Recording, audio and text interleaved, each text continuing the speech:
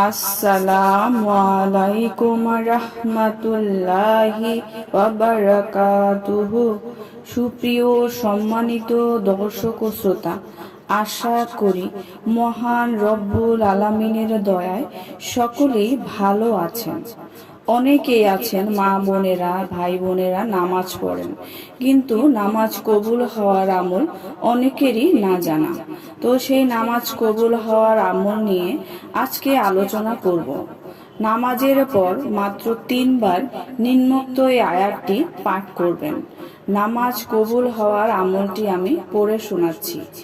ইলাইহি ইয়াসআদুল কালিমুত তাইয়িবু ওয়াল আমালুস সালিহু ইয়ারফাউহু। এই আয়াতটি নামাজের পর 3 বার মাত্র পাঠ করবেন। ইনশাআল্লাহ আপনাদের সকলের নামাজ কবুল হয়ে যাবে। আশা করি প্রিয় দর্শক ভিডিওটি ভালো লেগেছে। ভিডিওটি যদি ভালো লেগে থাকে অবশ্যই চ্যানেলটি সাবস্ক্রাইব করবেন, লাইক করবেন, কমেন্ট করবেন এবং বেশি করে শেয়ার করে দিবেন। সবাই ভালো থাকবেন। আল্লাহ হাফেজ।